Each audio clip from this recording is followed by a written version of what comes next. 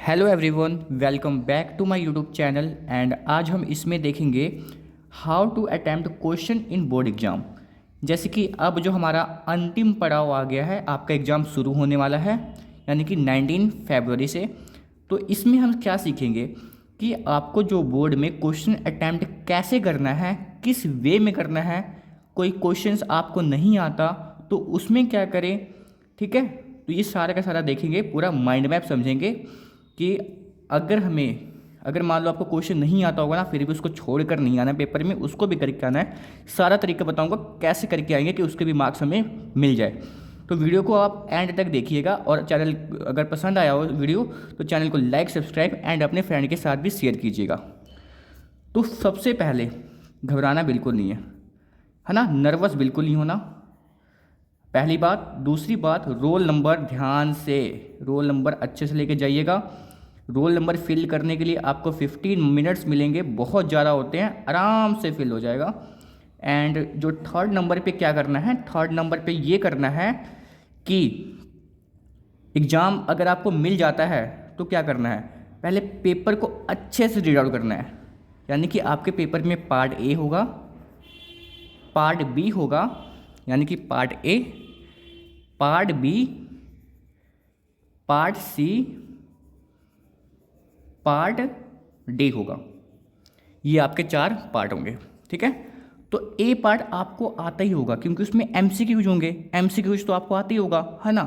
तो पहले क्या करना है, मेरी बात सुनो। अगर आपको एमसीक्यूज मान लो 24 यानी कि 20, मान लो आपको 5 एमसीक्यूज नहीं आते हैं ना, तो उस टाइम पे आप किसी से नहीं पूछोगे, अगल बगल कोई बैठा होगा अभी नहीं पूछोगे, क्योंकि अभी आपको पेपर मिला है। अगर अभी आप उससे पूछने लगोगे तो क्या होगा, एग्जामिनर आपका जो सीट है वो ले लेगा, फिर देगा नहीं, वो देगा आधे घंटे बाद। इसलिए अभी हमें गलती नहीं करनी है, पहले जितना आपको एमसीक्यू जाता है सारा अटैम्प्ट कीजिए।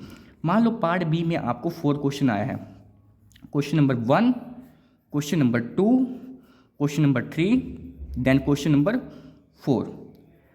अब मेरी बात सुनिए, मान लो क्वेश्चन आपको 1 भी आता है, 3 भी आता है, 2 भी आता है, 1, 3, 4 आता है, बस आपको ये नहीं आता, ये आपको क्वेश्चन नहीं आता। फिर क्या करें, कितने बच्चे क्या करेंगे, 1 क्वेश्चन कर लेंगे, फिर रुक जाएंगे, बस सोचेंगे भाई क्या करूं क्या करूं, नहीं आता है नहीं आता है। तुम्हें पता है भाई, तुम्हें थर्ड 4 आता है, पर ये करो ना, ये इसको छोड़ दो, नहीं आता तो रहने दो।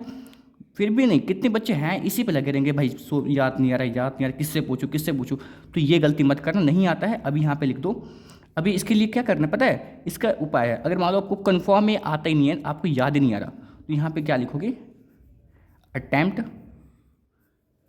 एट लास्ट लिख देना, यहाँ पे अटैम्प्ट एट लास्ट, ठीक है।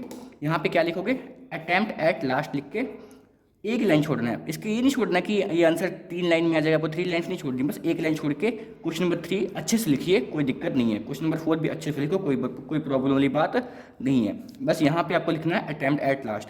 जब एग्जामिनर पेपर चेक करेगा, आपके एमसीक्यूज तो अगर ये हो गए तो सारा चेक कर देगा।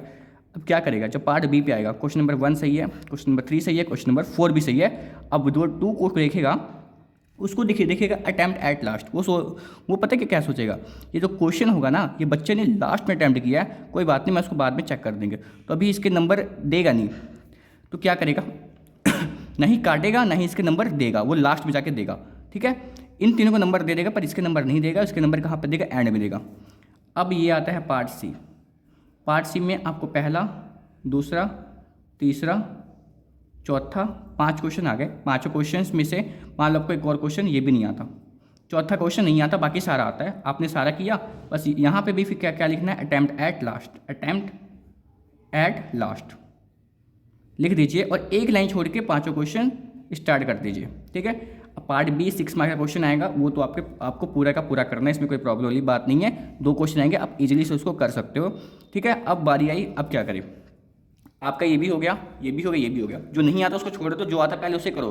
कितनी बार होता है ना जो बच्चे बोलते हैं कि मेरा पेपर छूट गया, क्यों छूटता है, वो जो क्वेश्चन नहीं आता भाई उसको सोचेंगे क्या है क्या है क्या है। ये नहीं जो पहले आता उसको किया जाए, नहीं, जो नहीं आता उस पर सोचेंगे, तो वो वाला काम नहीं करना। पहले सारे पेपर कर लिया, अब मुझे नहीं आता है, अब मैं क्या करूँगा, अगल बगल से थोड़ा सा देखूंगा, कोई मुझे बताने वाला है बता दे, ठीक है। अगल बगल से पूछूंगा, अगर अगल बगल किसी को आता होगा तब मैं पूछ लूँगा। और हाँ, अगर पूछते समय अगर मान लो कोई एग्जामिनर घूम रहा है, अगर आपकी सीट छीन ले तो क्या करोगे? तो आर्गूमेंट नहीं करना, उनके साथ बहसबाजी नहीं करनी है, ठीक है। आराम से प्यार से बात बोलना है, मैम सॉरी आगे से नहीं होगा, आप मुझे सीट दे दीजिए, कोई बात नहीं। उसके बाद एग्जामिनर 5 या 10 मिनट बाद आपकी जो सीट है वो रिटर्न कर देगा, उसको पता है भाई बच्चे का फ्यूचर का सवाल है, वो दे देगा, ठीक है। अब पता लग गया, मैंने आगे वैसे पूछा, बताया तो है नहीं, मैम ने मेरे को देख लिया। अब क्या करना है? अब यहाँ पे लास्ट पेज पे क्या डालोगे? Part B. पार्ट बी में आपका कौन सा क्वेश्चन बचा था? क्वेश्चन नंबर 2 लिख देना, सॉल्व 2। यहाँ पे सॉल्व 2 लिखने के बाद इसमें से 1 क्वेश्चन, 3 क्वेश्चन, 4 क्वेश्चन, इन तीनों में से कोई एक आंसर उठा के यहाँ पे लिख देना, है ना। वरना क्वेश्चन 1 का आंसर लिखना, वरना क्वेश्चन 3 का, वरना क्वेश्चन 4 का। पर जो सोल्यूशन होगा वो क्या होगा? 2 का होगा। अब एग्जामिनर जब पीछे देखेगा पार्ट बी का, बच्चे ने दूसरा क्वेश्चन छोड़ा था और ये भी देख लेगा इसने आंसर लिखा है, तो क्या पता उसके दिमाग में ऐसा ना आए कि देखो वो आंसर पढ़ेगा, आंसर सही है वो चेक कर देगा, यानी कि 80% चांस है वो क्या करेगा? वो चेक कर देगा। वो देखेगा आंसर सही है, बच्चे ने लिखा था एट लास्ट इसने सही किया है, वो चेक कर देगा और आपको मार्क्स दे देगा। 20% चांस होता है कि अगर मान लो उसका दिमाग में चल रहा है हाँ भाई कि क्वेश्चन ये था, इस आंसर नहीं लिखा, कोई बात नहीं, गलत कर देगा, है ना। पर 80% चांस है वो क्या करेगा? चेक कर देगा। क्योंकि वो मतलब सारे एग्जामिनर ऐसे नहीं होते यार, वो मुझे उनको पता है बच्चों को पास करना है, यानी कि उनके ऊपर भी प्रेशर होता है कि बच्चे पास होने चाहिए, ठीक है। ऐसा नहीं होता कि आप बच्चे को फेल कर दो, ठीक है। पर ये बात है आपको लिख के भी तो आना होगा ना, लिखना पूरा है, क्योंकि उनकी भी मजबूरी बन जाती है। अगर कुछ लिखोगे नहीं तो कहाँ से मार्क्स देंगे, इसलिए कुछ ना कुछ लिख के आओ।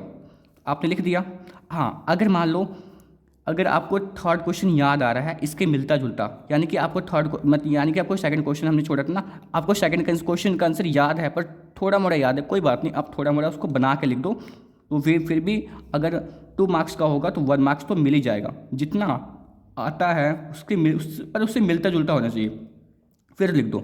अगर आता ही नहीं है भाई, फिर इन तीनों में से कोई एक लिख दो, रिस्क तो लेना ही पड़ेगा, अब हम कुछ नहीं कर सकते। पार्ट सी में नेक्स्ट लाइन, पार्ट सी, इसमें हमें चौथा क्वेश्चन नहीं आता था। चौथे के लिए क्या करेंगे भाई? फिर भी हम क्या करेंगे, इन 5 में से कोई एक क्वेश्चन इसको यहाँ पे लिख देंगे, यानी कि हम एक क्वेश्चन को 2 बार लिख देंगे। और बहुत कम चांस होता है कि एग्जामिनर पीछे पेज पलट कर देखे, क्योंकि उसके पास भाई बहुत सारे पेपर होते हैं चेक करने के लिए, उनको सीट के अकॉर्डिंग यानी कि पेमेंट यानी कि पैसे मिलते हैं, तो बहुत कम चांस होता है। और आपको इसके अकॉर्डिंग कोई क्वेश्चंस, अगर मान लो चौथा क्वेश्चन आपको याद है, हल्का मुल्का याद है, जब तो लिख लो, बना के लिख लो, उसके रिलेटेड फिर भी आपको मार्क्स मिल जाएंगे। अगर ये 4 मार्क्स का भी होगा तो आपको 2 मार्क्स तो मिल ही जाएंगे, पर कोई क्वेश्चंस आपको छोड़कर नहीं आना है। अगर ट्रू फॉल्स, अब देखो, और एक और क्या, अगर मान लो आपको ना 5 ट्रू फॉल्स आए, आपको कोई भी नहीं आता, वरना आप सब में क्या लिख दो? True true true true true true, वरना सब में क्या लिख दो? False false false false false. Confirm है 5 में से आपके 3 तो सही जाएंगे, ठीक है। ऐसा तो नहीं है ना कि सब में फॉल्स ही हो, वरना एक में ट्रू, एक में फॉल्स, एक में ट्रू, एक में फॉल्स हो। अगर बिल्कुल भी आपको ट्रू फॉल्स नहीं आता, वरना सब में ट्रू लगा दो, वरना सब में फॉल्स लगा दो, ऐसे मत करना ट्रू फॉल्स, ऐसे कन्फर्म है कि आपके मार्क्स पूरे के पूरे चले जाएंगे, 1 नंबर भी नहीं मिलेगा।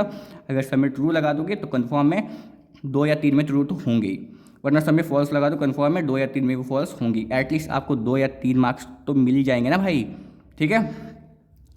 MCQ नहीं आता फिर क्या करें? कुछ बच्चे तो होते हैं ना भाई जिसको MCQ भी नहीं आता, अब क्या करें?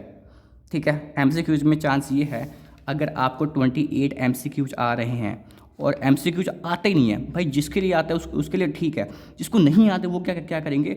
वरना सब में A लगा दो, वरना सब में B लगा दो, ठीक है। मोस्ट आंसर A और B में से होता है।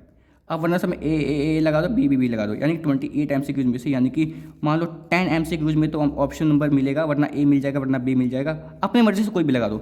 ABCD होता है ना, ABCD, इन चारों में से कोई भी एक लगा दो, यानी कि अगर ए तो सब में लगाना, बी तो सब में लगाना, सी तो सब में लगाना, डी तो सब में लगाना। ऐसा नहीं होना चाहिए इसमें A लगा दो, इसमें B लगा दो, इसमें C लगा दो, इसमें D लगा दो, तो कन्फर्म है भाई गलत जाएगा ही तो जाएगा, ठीक है। अगर सब में ए लगा दोगे तो कन्फर्म है 28 अगर MCQ आ रहे हैं, एक बात कह रहा हूँ, तो 10 MCQ तो ऐसे होंगे जिनका आंसर ए होगा, ठीक है। इसीलिए तो मेरे ख्याल से सारे के सारे बच्चे इंटेलिजेंट हैं, MCQ तो एटलीस्ट आता होगा अगर आपने अच्छे से स्टडी किया होगा। यानी कुछ नहीं होता MCQ में यार, यानी क्वेश्चन देख के आपको आंसर पता लग जाता है। ये कोई नीट या जेई का एग्जाम नहीं है कि आपको जो भी ऑप्शन होंगे चारों MCQ आपको सही लगे, ठीक है। ये आपके बोर्ड के एग्जाम है तो डिफरेंस तो एटलीस्ट लगेंगे ही और ईजिली से आप उसको कर भी आओगे, मुझे पूरा यकीन है। ठीक है, अगर नहीं आता तब मैं बता रहा हूँ सब में ए लगा दो, वरना सब में बी लगा दो, वरना सब में सी लगा दो, वरना सब में डी लगा दो। कन्फर्म है उसमें से 10 MCQ ऐसा होगा जो कि बिल्कुल सही जाएगा आपका। क्वेश्चन कोई भी छोड़ के नहीं आना है। ठीक है, अगर मान लो पूरा पेपर हो जाता है फिर पूछ सकते हो, क्योंकि अगर उस टाइम पे एग्जामिनर आपका पेपर पकड़ भी लेता है फिर क्या ही फ़र्क पड़ेगा, पेपर तो हो गया था ना भाई, मेरे को नहीं आता था भाई ले भी लिया, क्या ही फ़र्क पड़ेगा। वरना बीच में पूछोगे ना, अगर उसने छीन लिया, अगर आधा घंटा आपका पेपर नहीं दिया तो दिक्कत वाली बात हो सकती है। इसलिए बीच में आप ना पूछे तो सही है, एंड में पूछना जब पेपर आपका पूरा हो जाएगा। जब नहीं आएगा तो आपको पता है आप छीन लेगा, कोई प्रॉब्लम नहीं है, पेपर हो गया। ठीक है, तो ऐसे आपको पेपर अटैम्प्ट करके आना है। ठीक है, तो ऑल द वेरी बेस्ट, मिलते हैं इसके नेक्स्ट वीडियो में। ठीक है, आप रिवाइज कीजिए एंड एग्ज़ाम दे के आइए एंड बिल्कुल घबराइएगा मत। So thank you for watching this video, thank you.